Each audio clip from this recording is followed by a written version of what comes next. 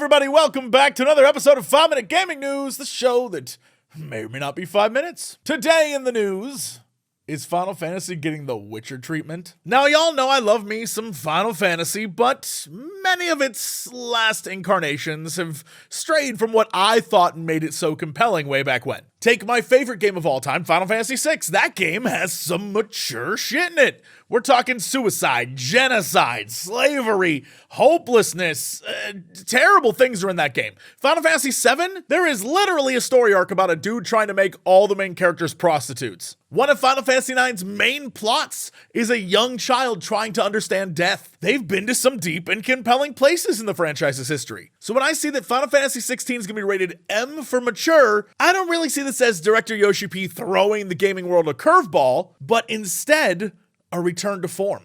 Final Fantasy XIV, Yoshi P's other project, it seems anime on the surface, I'll give you that. But pull back that thin layer, and underneath it is so much. So many great, deep, meaningful topics that are mature as hell. And there are very few games that are willing to just tackle them head on. And 14 does that well, and I'm really curious what they're going to do with 16. And I trust the man to nail it, much like I trusted the Witcher 3 team after having played and loved Witcher 2. When trying to tell a story with difficult adult themes, these ratings can end up becoming somewhat of a hindrance, and you find yourself changing things that you wanted to do in the game based on that rating, Yoshida told GameSpot. This time, to make sure that we could tell the story that we wanted in the way that we wanted to, we decided to pursue a mature rating in most of the regions that will be releasing the game. And if you want to read the article, there's a whole Witcher's worth of topics that will be featured in this game that, honestly, I can't wait to see kind of the way they mesh it all together in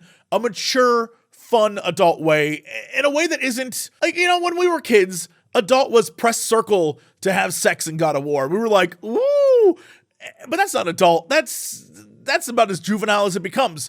The way that you tackle adult topics in games, I think, is fascinating, and more games are doing it, and they're doing it well. So high hopes for this one, that we'll get, like, a really good story, because Final Fantasy was built on that really good story structure. Final Fantasy IV was the first time I'd ever played a game where they talked about adult things in a game in a way that was done like adults would do, rather than like, hee boobies. You know, fingers crossed, this one's gonna be huge, and I'm very excited. Speaking of mature, get ready, Vtube fans, because it's about to be out of control. Sony just announced a new motion capture hardware called Mocopy.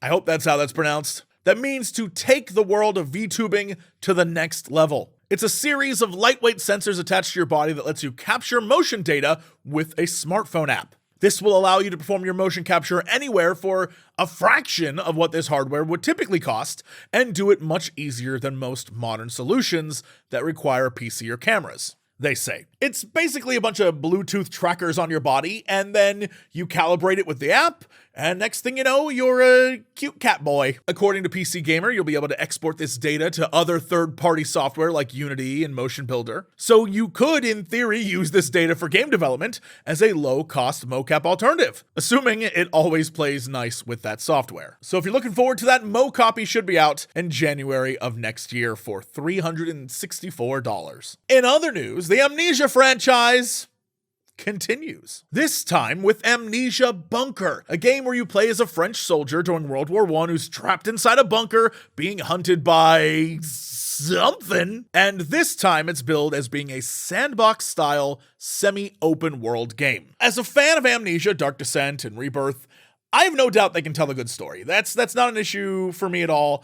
I've been enjoying all of their horror games. They're very, very good. My concern is anytime I hear the word semi-open or sandbox or any of that stuff where it's not really story-driven, it's more like find your own scares, I always get worried, because for me, at a certain point in horror games, like 2, 3, 4 hours in, all the horror goes away, right? It doesn't matter about the jump scare, whatever the case may be. The scary bit, the monster chasing you, after a while, you're like, okay, I'm less scared of it. I've seen it enough times.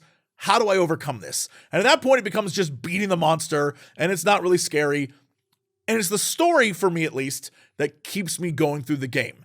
Most open sandboxy horror games, after a while, it's just like, okay, what room do I have to hide in order to avoid this thing? And like, all right, how many seconds do I have to wait? It's that kind of stuff. And after a while that kind of gets boring for me. And so I hope this game doesn't fall into that trap. Does that make any sense? While I have all the faith in frictional games, my worry is just that, nearly every game without a real story horror game thing I've ever played, I just get bored. And I just want to love this. I don't know. Maybe I'm on my own on this. I feel like a lot of people don't really care about the story of a horror game. They just like the jump scare aspect. So I might be on this island alone, but that is how I feel. Anyway, that is it for the show. Thanks so much for listening, watching, whatever you're doing. Probably doing chores while this is on in the background. I don't know. But thank you. It means the world to me. And I'll see you tomorrow for another episode, 5 Minute Gaming News.